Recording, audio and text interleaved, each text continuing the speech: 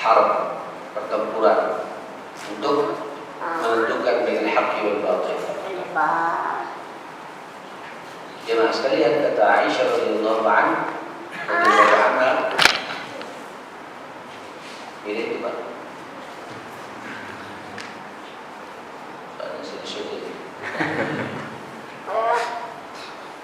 Kata Aisyah radhiyallahu anha, "Alimu auladakum bi suratil qital." Ajari anak laki-lakimu itu untuk mendalami suratul qital. Para ulama mengatakan suratul qital itu suratul taubah ini. Ada yang mengatakan dua langsung sekaligus, al-anfal dan at-taubah. Wa'allimu banatakum bi suratil nur. Ajari anak gadismu dengan surat An-Nur. Yang dibalik Pak.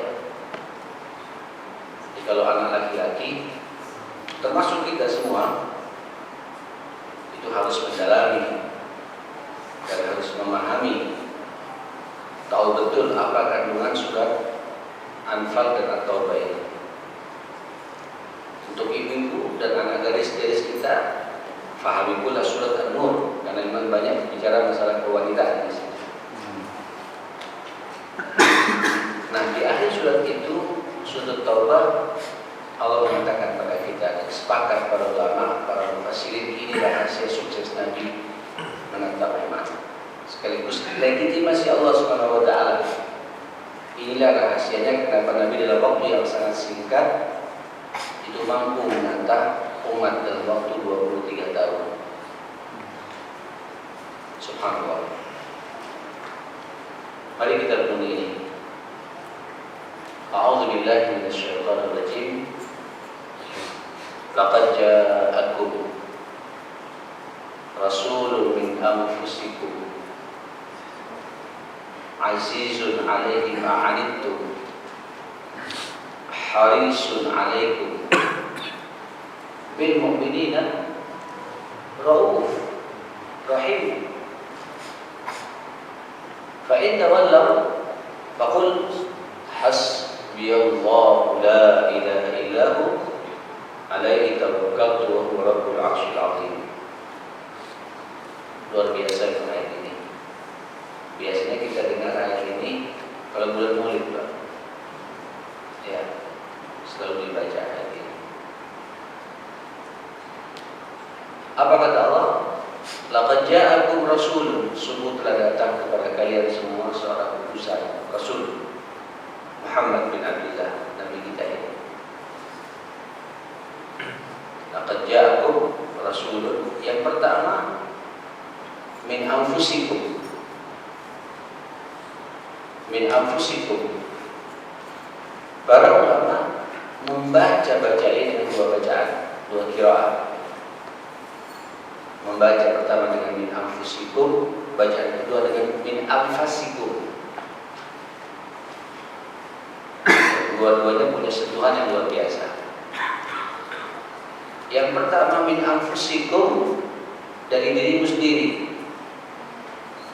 Muhammad itu sallallahu alaihi wasallam, Nabi kita ini bukan dari kelompok malaikat, juga bukan dari kelompok jin, dari manusia juga sama seperti kita, nyatu, berbaur, atau quwwatul mu'asyarah, kuat nyambungnya dengan sesama manusia ini, tidak eksklusif. Ya, Rasulullah ini min anfusikum, seakan-akan dari jiwamu sendiri, dari dirimu sendiri, dari kelompokmu sendiri. Nabi tidak ada gap di antara sahabat-sahabatnya. Saya merenung tentang bab ini jemaah sekalian. Bagaimana Rasulullah di kalangan para sahabatnya. Inilah sosok pemimpin yang kemudian menjadi panutan bagi umat. Rasulullah Shallallahu Alaihi Wasallam nyatu, berbaur juga tidak memilih-milih orang untuk bersahabat.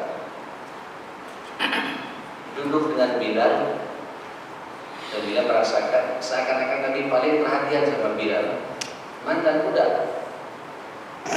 Duduk dengan Abu Hurairah yang cuma 2 tahun saja, seakan-akan Abu Hurairah hidup bertahun-tahun dengan Rasulullah, begitu akrabnya. Duduk dengan karangan konglomerat sahabat-sahabat yang kaya, Nabi juga bisa mengimbangi. Bagaimana Nabi ketika duduk dengan Abdurrahman bin Auf, dengan mantunya Utsman, dengan mertuanya Abu Bakar, bisa dia membawa ini. Ketika ketemu dengan ibu-ibu, seakan-akan Nabi itu menjadi orang tuanya, curhatnya ibu-ibu, pakai bahasa ibu-ibu. Ketika berjumpa dengan anak muda, persis kayak anak muda Rasulullah Sallallahu Alaihi Wasallam.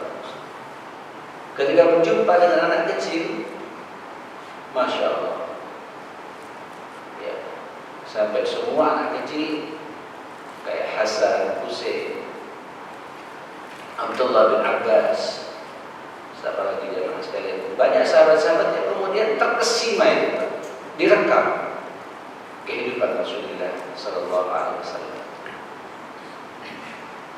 Tak kaku, tidak inklusif, tapi nyatu ya Pak sekalian. Dengan siapa pun boleh bisa berkomunikasi.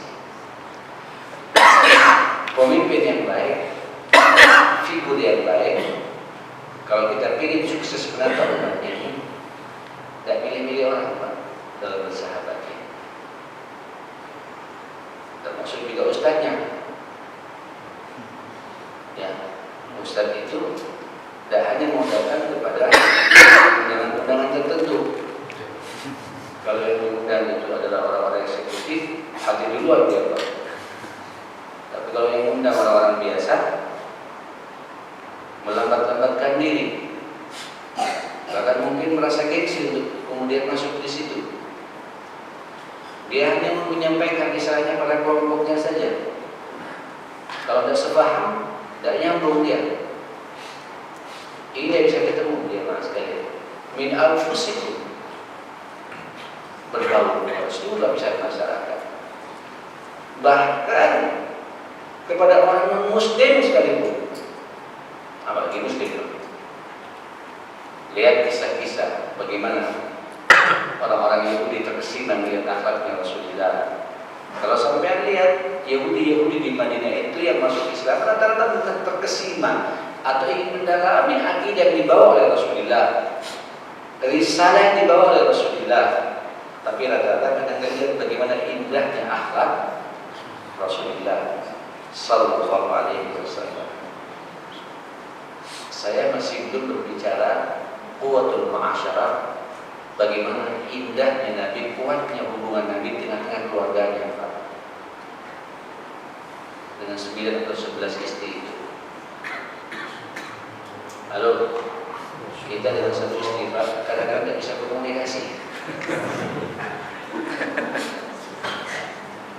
dengan baik. Betul itu. Ini Pak, 9 istri masing-masing bisa menghafal Pak kata-kata Nabi. Saya ingin nanya di antara sampean, ada enggak Pak yang kata-kata sampean kemudian dikenal oleh istri sampean? Termasuk yang berbicara nih Pak.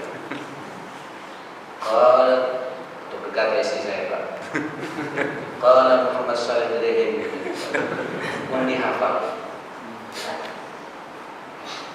Tapi kalau Rasulullah, coba terkumpullah menjadi hadis-hadis.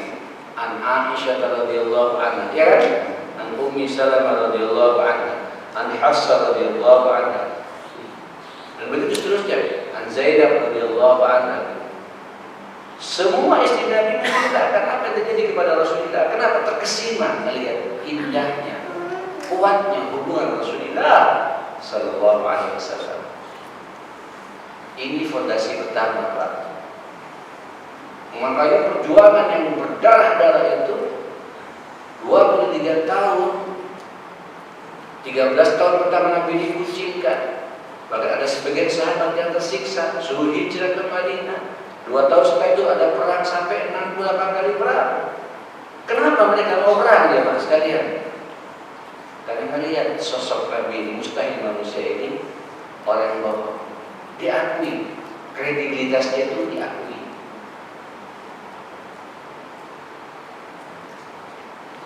Nah, saudara sekalian, ayo Pak, kita sering membaca ayat ini. Siapa kita ini?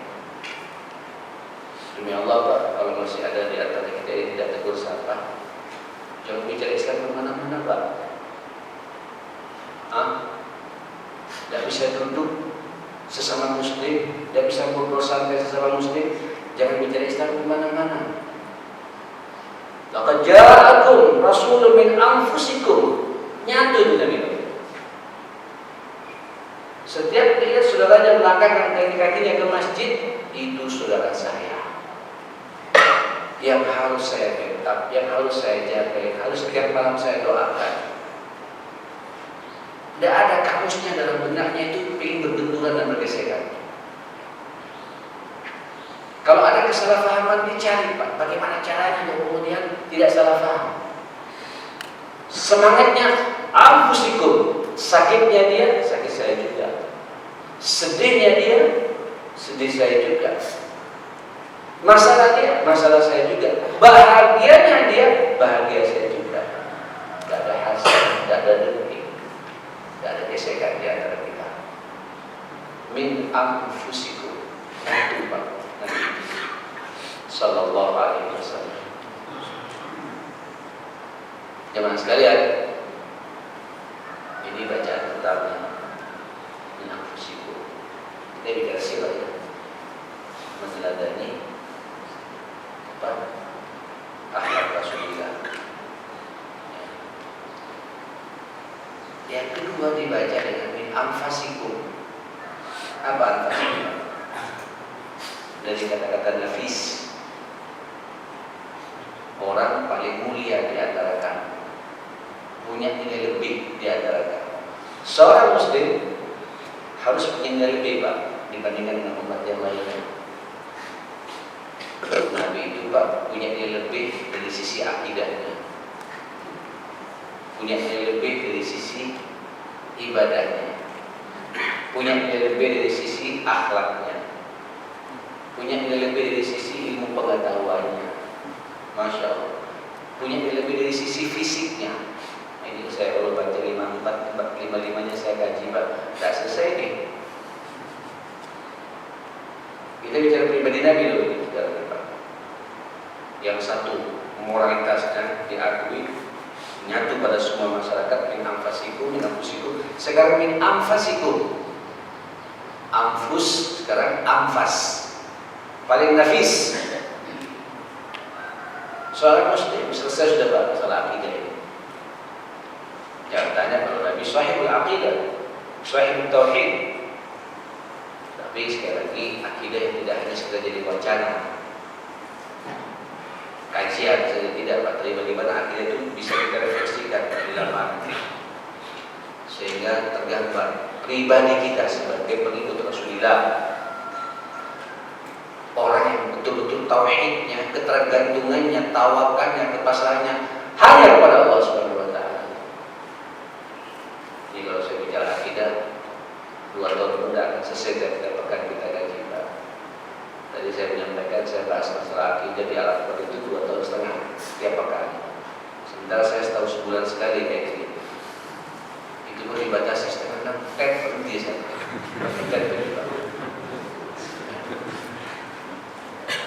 Jamaah sekalian,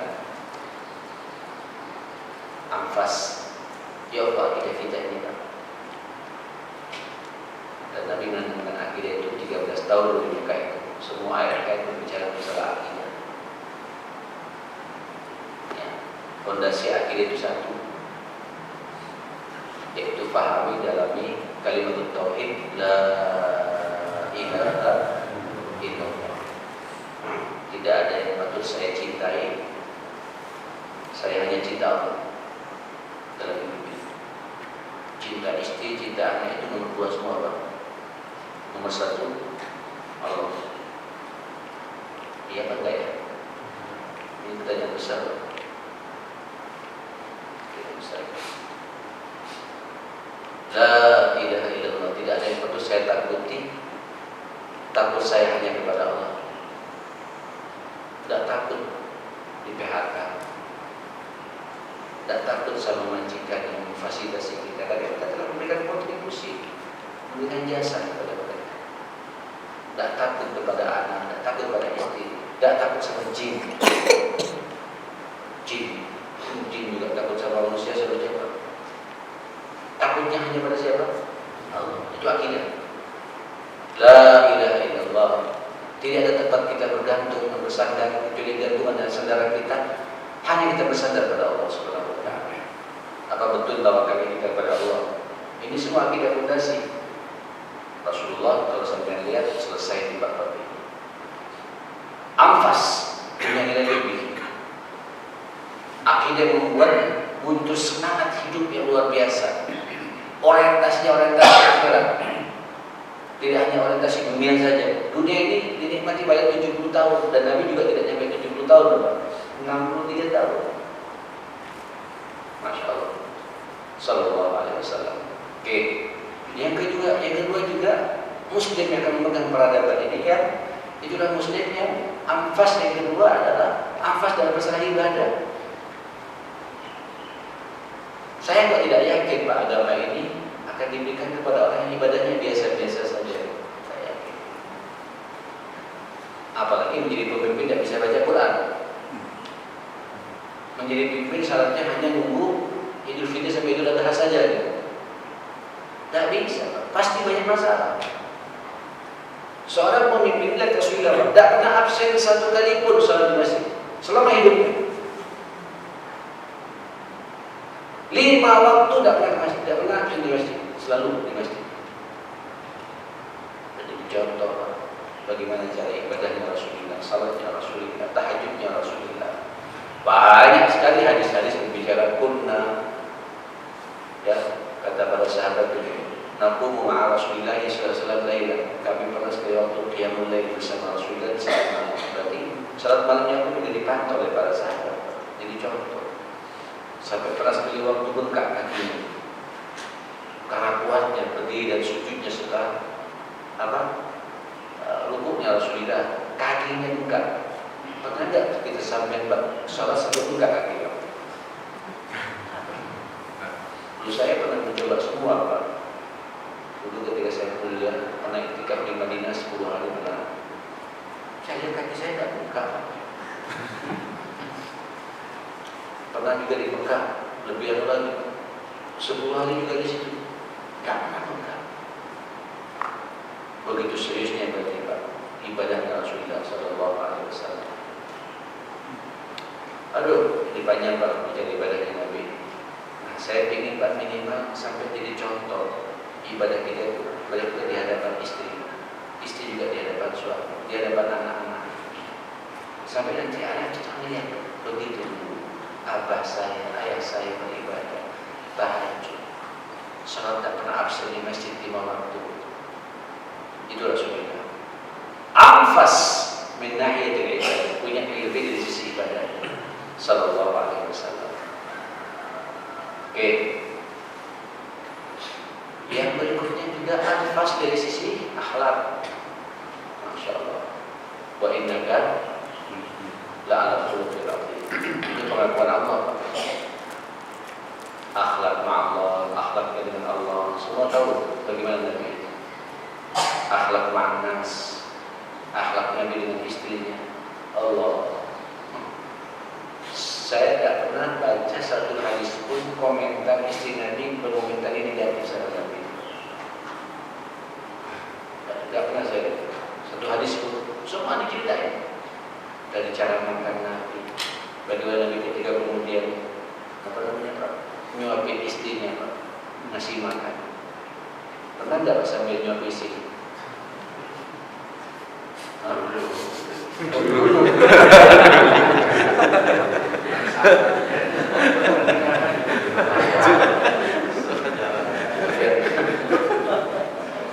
Kata Aisyah, Nabi setiap masuk rumah, Allah Akbar,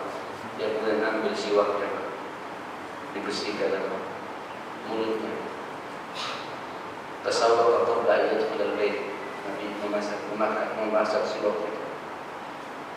Wa kana Rasulullah idza laqiyani yamussu fiha. Nabi setiap jumpa aku selalu menunjuk bibirku. Ini bukan sesuatu yang aib, Pak, bicarakan masalah ini. Pernah tidak saya minta tunjuk bibir istri kita, Pak? Tertunjuk, Nabi dipakai siwak biar wanginya terasa, Pak. Siwak kalau siwak asli, Pak, terasa wanginya, Pak. Seger, pedes-pedes sedikit, Pak, anak-anak tiga gitu. Bau mulut hilang semua. Paling tidak kita pas masuk rumah makan permen lah gitu. Pak, saya minimal kalau kita tidak bisa cium istri, cium keningnya, Pak.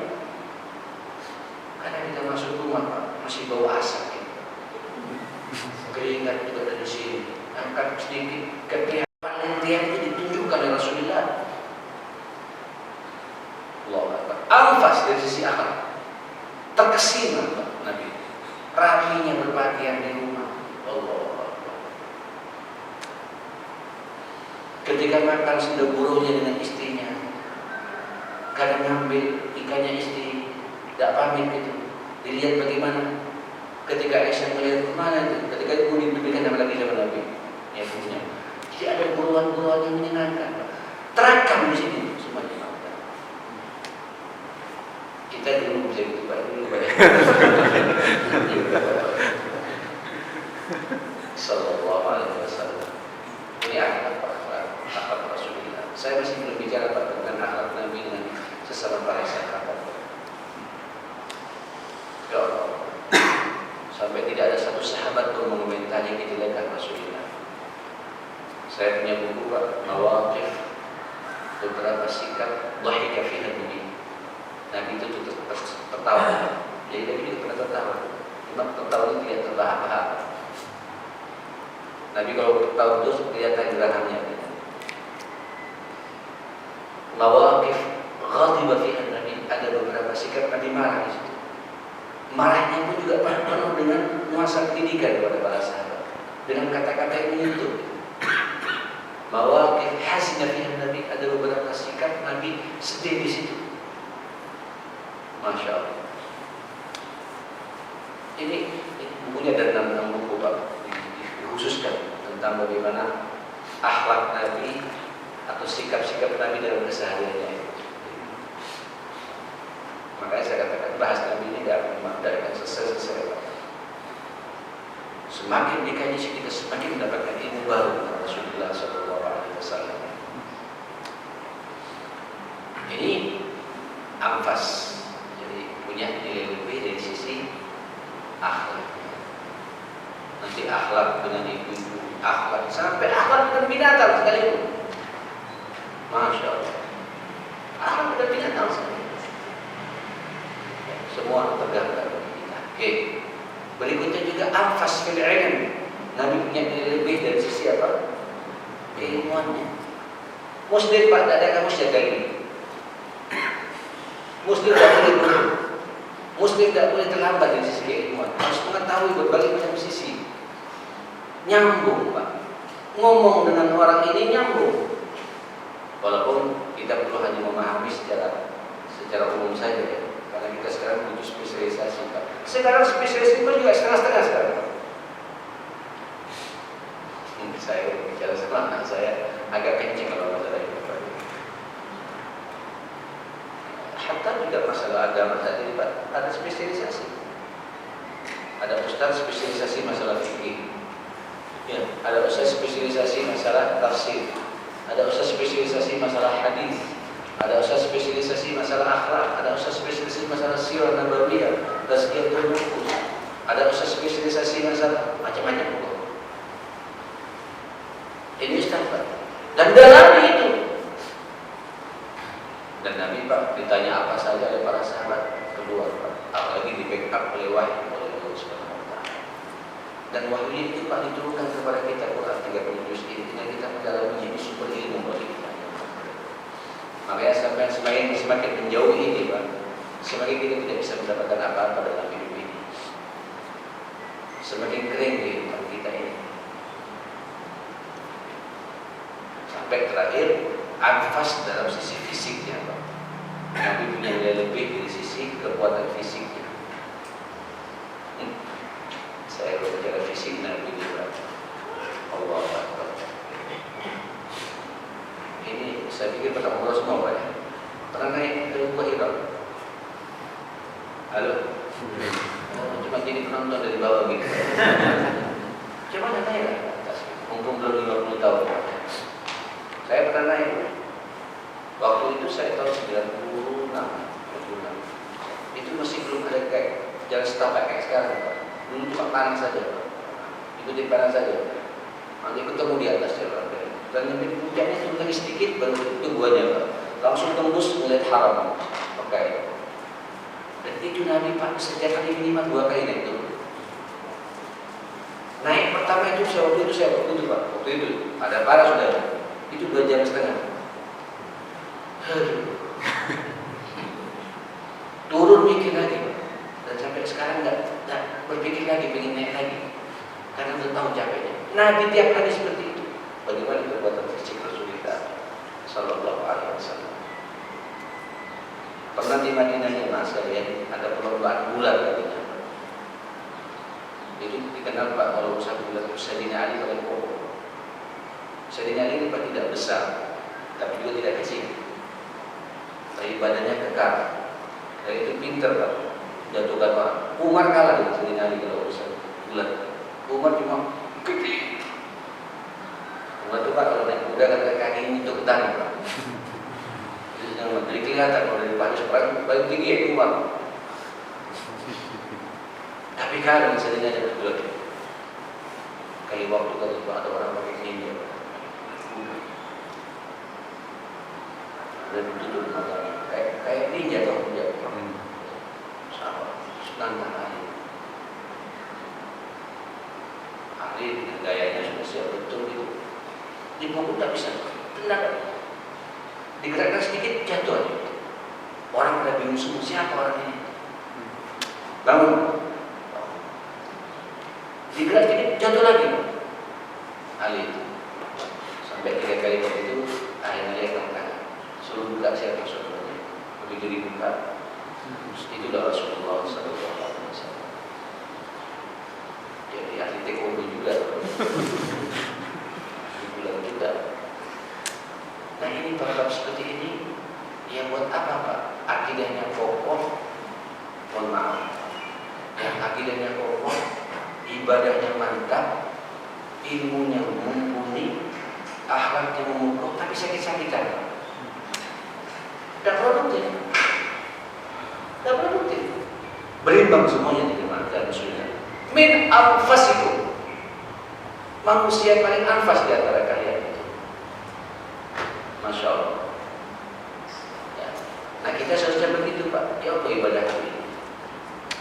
Ada orang Pak, akidahnya bagus, ibadahnya bagus, akhlaknya bagus, tapi termin. Tahu termin Pak? Sudah orang itu tidak dipaksakan dia segitu saja. Baiknya dibandingnya saja Pak. Orang kayak gitu Pak yang dipaksa-paksa Pak. Ada orang bagus di masjid, akhlaknya juga bagus, tapi dia keramat tentu. Jangan dipaksa lagi. Kasihan. Saya banyak di Arab, istiqomah, subuh-subuh sudah datang.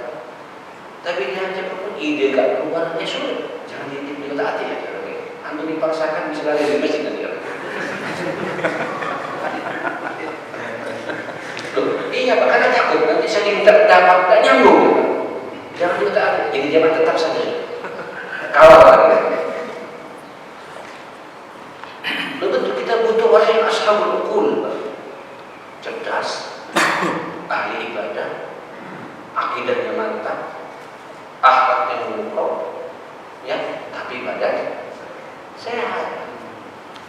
Ada orang Pak cerdas, pintar, masya Allah. Itu saya kata tadi, tapi sedikit sebab-sebabkan 2 kali sakit.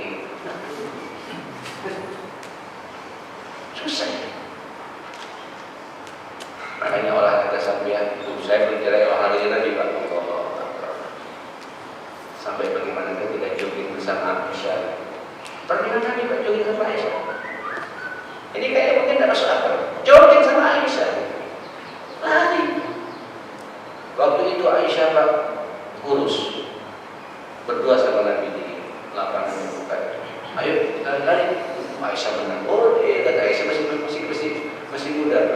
umurnya masih belasan tahun. Aisyah itu pada tinggal Nabi umurnya 20 tahun. Jandanya itu, jadi janda Aisyah itu umur 20 tahun.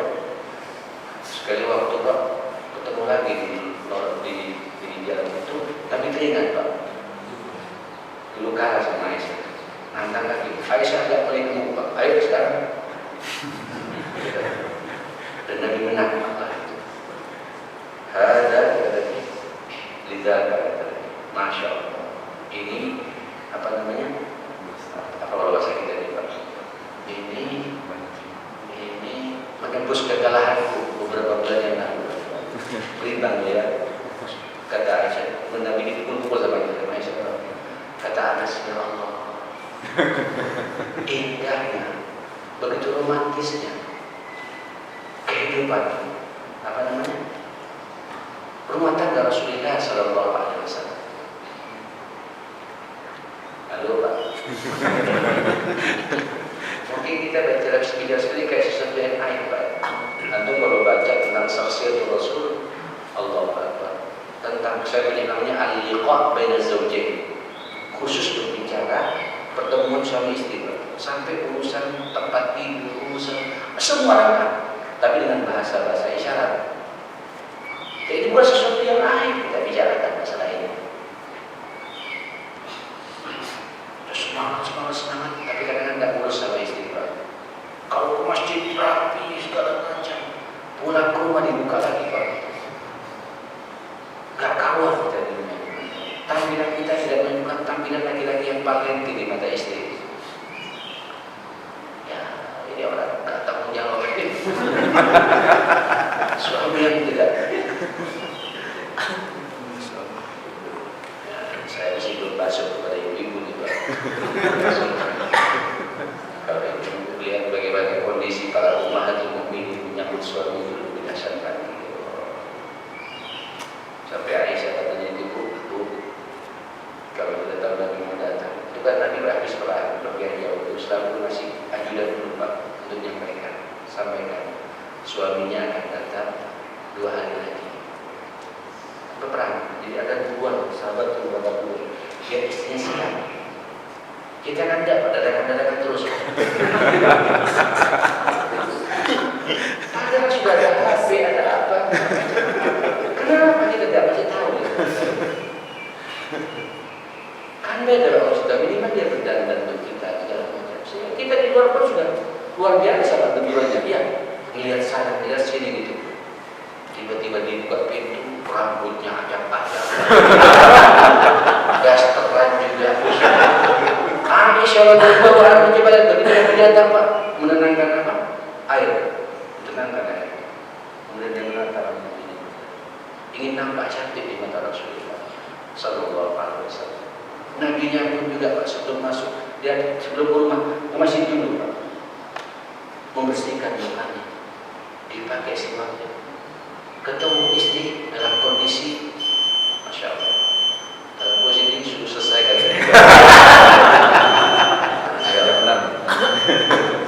Mohon maaf ya hadirin, ini satu poin yang saya bahas min anfusikum dan min anfasikum. Masih belum azizun alaihi ma'anitun harisun alaikum lil mu'minin raufur rahim. Fa in tawallaw faqul hasbiyallahu, saya bahas ini Pak. Nanti atau gimana ini saya bahas ini. Lanjutan. Ala kulli hal sampai buka tafsirnya lah Pak ya. Dan akhir surat apa? Surat Taubah insyaallah. Mohon maaf saya juga jangan mengacara. Mudah-mudahan pertemuan ini pertemuan yang diberkahi Allah Subhanahu wa taala. Semua bisa mengikuti langkah Rasulullah, meneladani Rasulullah sallallahu alaihi wasallam. Dan mudah-mudahan kita semua dalam penjagaan Allah Subhanahu wa taala. Allahumma hamdana bil Qur'an, Allahumma khadna bil Qur'an, Allahumma ighfir lana wa tub 'alaina innaka antat tawwabur rahim. Allahumma rabbana hab lana min azwajina wa dhurriyyatina qurrata a'yun waj'alna lil muttaqina imama. Allahumma rabbi ij'alna muqimin as-salati wa tub 'alaina rabbana wa taqabbal du'a. اللهم إنا نعوذ بك من جهد البلاء ودرك الشقاء وسوء القضاء وشماتة الأعداء برحمتك يا أرحم الراحمين. اللهم أعنا على ذكرك وشكرك وحسن عبادتك يا رب العالمين. يا مقلب القلوب ثبت قلوبنا على دينك. يا مصرف القلوب صرف قلوبنا على طاعتك برحمتك يا أرحم الراحمين. صلى الله على سيدنا محمد وآله وصحبه